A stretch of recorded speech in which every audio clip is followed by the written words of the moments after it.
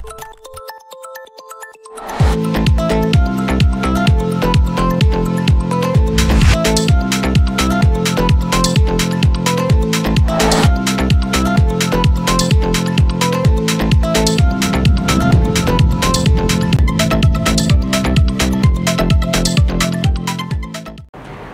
Sumsel 24 jam hari ini.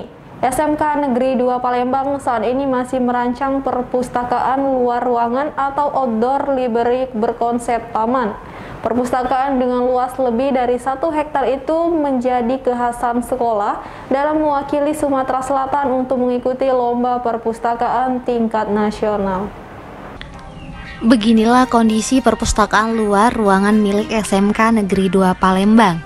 Perpustakaan dengan pedesaan terlihat cukup nyaman untuk membaca. Dari hasil pantauan palpres.com, beberapa pondok baca dengan nama orang yang pernah menjabat kepala SMK Negeri 2 Palembang berdiri di bibir kolam. Di antara pondok baca terlihat juga dermaga bertuliskan Dermaga Mondiaboni. Mondiaboni diketahui Kepala Bindak SMK Dinas Pendidikan Sumatera Selatan. Kepala Dinas Perpustakaan Daerah Sumatera Selatan Fitriana yang sedang melihat persiapan SMK Negeri 2 Palembang untuk mengikuti lomba perpustakaan nasional dibuat kagum dengan kehadiran outdoor library ini. Menurut dia, perpustakaan ini merupakan hasil kreasi yang dilakukan sekolah akibat pandemi COVID-19.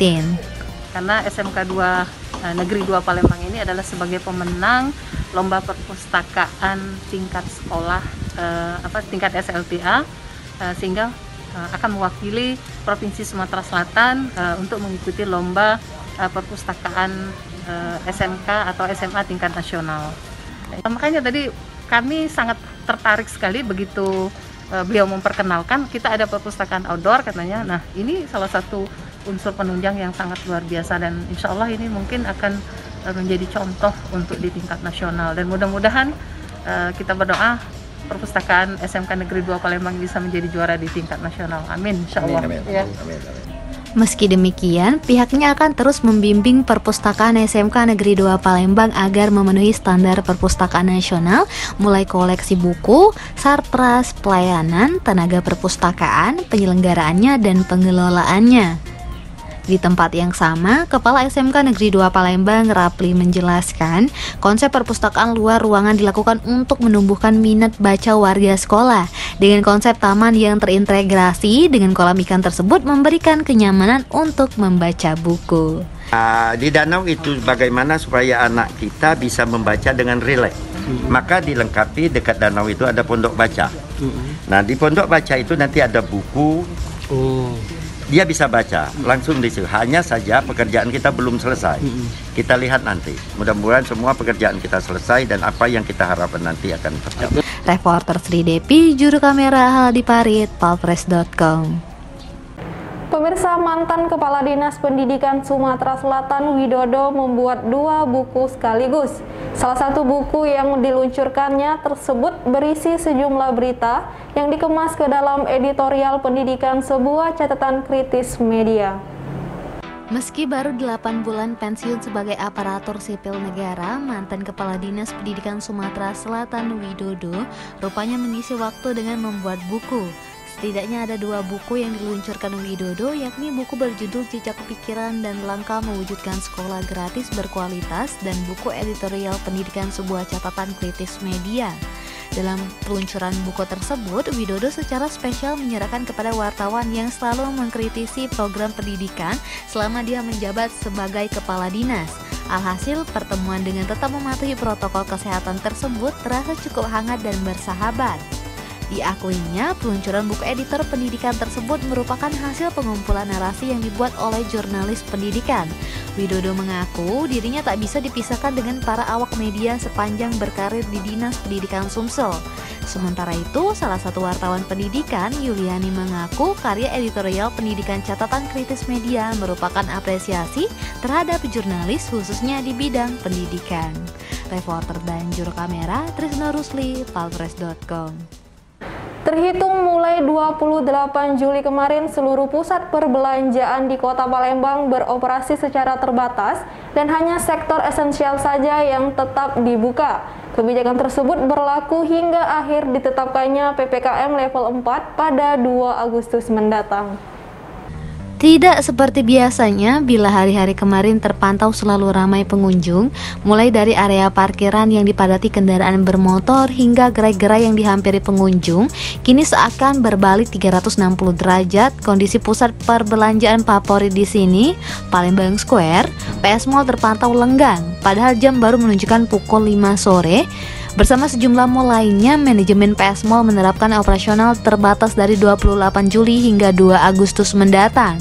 Menurut Intan Indrayana, asisten Sip Markom Palembang Square Mall, pembatasan operasional tersebut berdasarkan surat edaran pemerintah Kota Palembang nomor 29-SE-Dinkes-2021 tentang perpanjangan pemberlakuan pembatasan kegiatan masyarakat atau PPKM berbasis mikro dan mengoptimalkan posko penanganan dan pengendalian penyebaran COVID-19 di tingkat kelurahan.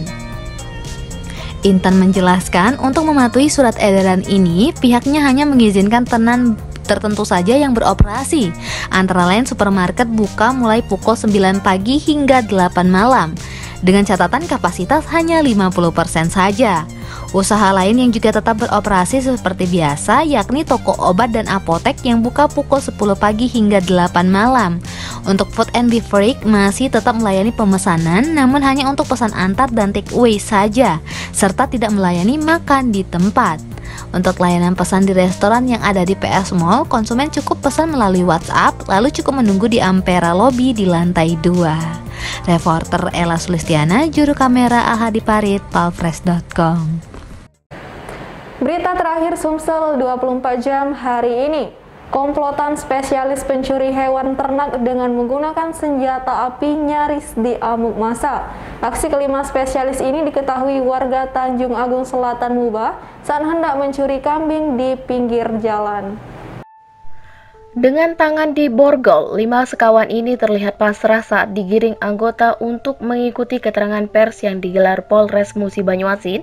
Dalam kesempatan tersebut, para tersangka diminta memperlihatkan barang bukti berupa senjata api yang digunakan untuk saat melakukan pencurian.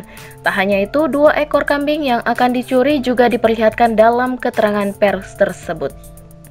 Kapolres Muba AKBP Erlin Tangjaya mengatakan, penangkapan tersangka berawal dari tertangkap tangan warga saat hendak mencuri kambing di pinggiran jalan. Mengetahui hal itu, para pelaku yang menggunakan mobil ini langsung melarikan diri dengan membawa kambing. Sempat dikejar warga, namun pelaku menodongkan senjata api dan berhasil kabur.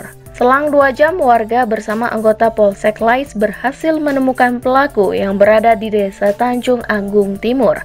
Warga pun beramai-ramai mengamankan pelaku dan nyaris menghakiminya dan langsung dicegah pihak kepolisian. Sekitar pukul 14 di Jalan Dusun 3, Talang Ucin, Desa Tanjung Agung Selatan, Kecamatan Lais, Kabupaten Muba. Ini korban dicuri kambingnya atas nama Pak Toto ya. Kemudian tersangkanya diperlihatkan ini ada 5 orang. Yang pertama Ahmad alias Ujang. Mana Ahmad? Nah tuh, angkat tangan kamu, Ahmad. Kemudian satu lagi nama Krisdiansa. Mana? Nah itu Krisdiansa yang ngitung kambing. Krisdiansa ini orang Mangsang. Sementara itu, dari pengakuan salah satu tersangka, Marawi mengaku mendapat senpi tersebut dengan membeli dari seseorang. Lalu kambing itu sendiri rencananya dijual 30.000 per kilo. Reporter dan juru kamera Firdaus, palfresh.com. Demikianlah berita Sumsel 24 jam hari ini. Untuk pemirsa Sumsel 24 jam, jangan lupa tetap menerapkan protokol kesehatan, menjaga jarak, mencuci tangan, dan tetap menggunakan masker. Saya Sri Devi, sampai jumpa.